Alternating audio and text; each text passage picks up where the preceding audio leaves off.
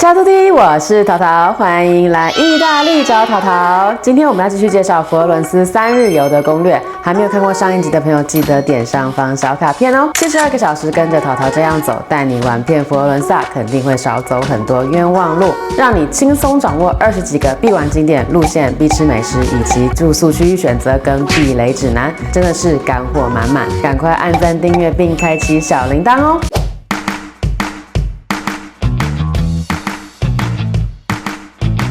佛罗伦斯学院美术馆对于所有艺术爱好者来说都是一个绝对不能错过的景点，是世界上收藏最多米开朗基罗雕塑的地方，总共有7座。最著名的呢就是大卫像，必看的作品：大卫厅的米开朗基罗的大卫像，巨人厅强鲁萨宾妇女，囚犯厅米开朗基罗的4位男性雕塑作品，19世纪厅巴托利尼的石膏作品，13世纪和14世纪早期的圣母子。考古修复博物馆会推荐这个博物馆，是因为佛罗伦斯是意大利学珠宝工艺的首选城市，这里是专门从事修复工作的中心，承袭了以彩色宝石制作为特色的艺术制造工艺，可以欣赏大量由宝石和半宝石制成的文物，每一个作品都代表了艺术和工艺的独特融合，证明了意大利工匠的才华。美第奇里卡迪宫，佛罗伦斯的美第奇里卡迪宫是文艺复兴时期的经典建筑，这座宫殿是在15世纪为了强大的美第奇家族而建造的，由建筑师米开朗基罗打造。宫殿的外观看起来朴实无华，但一走进内部就会发现里面奢华无比，其中以3王的壁画为名。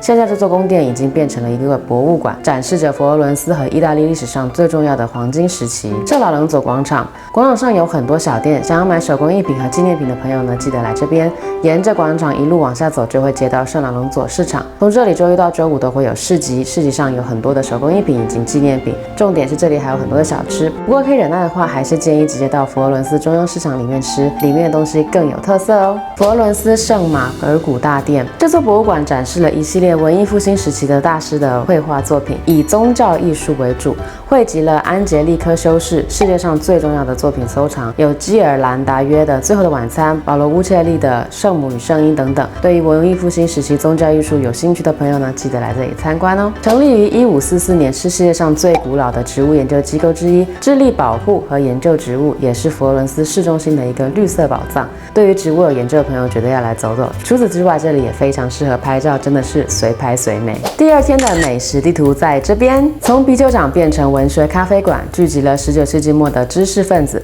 随着时间保存了它所有的迷人风采和风格。于1991年被宣布为国家级古迹。这里的糕点和咖啡都非常的好，夏天还可以在户外的平台上品尝美味的冰淇淋，欣赏共和广场的景色。佛罗伦斯中央市场，中央市场一走进去，1楼是菜市场，上楼就可以到美食街。来佛罗伦萨必吃的6种美食推荐给大家，让你一路吃到饱。松露、牛肚包、意大利面、意大利薄饼、烤肉、意式冰淇淋，名单都在这边，赶快截图。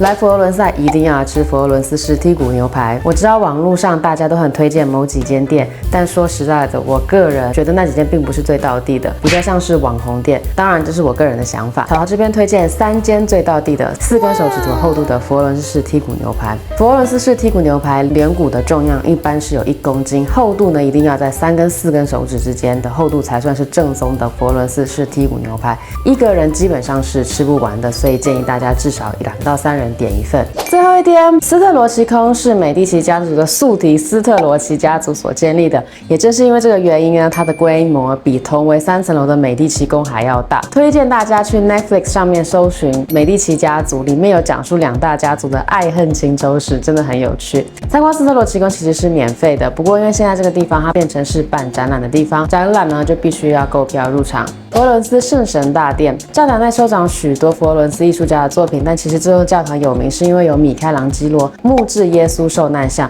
这个是当时米开朗基罗为了取悦修道院院长而制作的，目前已经有500多年的历史。除此之外呢，必看的作品还有这些。布兰卡契小堂，所有想要潜心学习绘画艺术的人都会来这个布兰卡契小堂，主要是为了掌握马萨乔描绘人物形象正确的准则以及原理。这座小教堂位于卡拉米圣母大殿内，这里有大量的马萨乔的壁画系列。这里科普一下，马萨乔或许没有像米开朗基罗这么有名，但是他对绘画的影响是非常的深远。许多大师，比如像达文西、拉斐尔、米开朗基罗都研究过马萨乔的壁画。这里必看的是竹书伊甸园和现今。壁画中采用了连续叙述的方式，在单一的画框中安插了许多的场景。马特乔还巧妙地采用了教堂的自然光线，让人物的立体结构看起来更为立体，让阴影看起来更为自然。这个手法可以追溯到古罗马的古典艺术，然而在此1000多年都没有人使用。看完相对和谐的现今，左手边就是这幅情绪激昂的逐出伊甸园。比提宫的故事始于15世纪中期，当时富有的银行家卢卡比提，他决定要造一个比美第奇家族还要更大的一个住宅，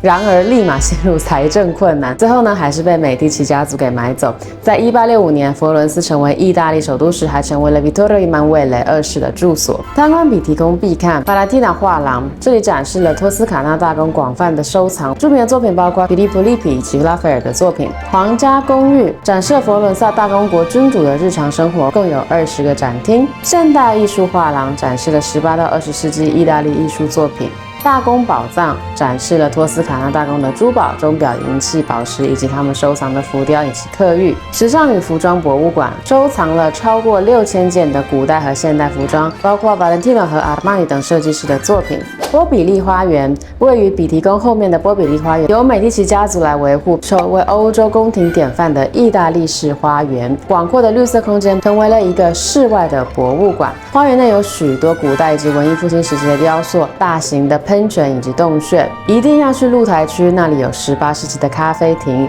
以及柠檬树房，拍起来真的非常的美。米开朗基罗广场，很多人以为这个广场是自佛罗伦斯诞生以来就存在的，或是由米开朗基罗设计的。根本不是哦，这是由建筑师朱塞培·波吉于1869年盖的。避雷提醒：米开朗基罗广场可以用爬得上去，但是呢，非常的耗体力，体力不太行的朋友建议搭公车或是自驾抵达哦。个人非常推荐来这里看日出或是日落，拍起来非常的美。前2天呢，已经带大家去吃了帕尼尼、佛罗伦萨大牛排、牛肚包等美食。今天第3天，推荐大家来吃披萨店以及几间道地的佛罗伦斯小餐馆。成立于1939年，地理位置非常完美，就在圣母百花大教堂的正对面。一般来说，我不太会推荐这种观光景点正对面的餐厅，因为通常都很贵，而且都是给观光客的。但是呢，这家店是老字号，所有的产品呢都是手工制作的，尤其是他们家的可颂面包，超级好吃。这间餐厅严格遵循托斯卡纳最原汁原味的古老食谱，想要吃最正宗且最古老、最传统的托斯卡纳菜的朋友呢，推荐来这间托斯卡纳风味桶面以及不可或缺的佛罗伦斯炭烤牛排。不用去拿坡里也可以吃到道地的拿坡里披萨。如果你喜欢起司，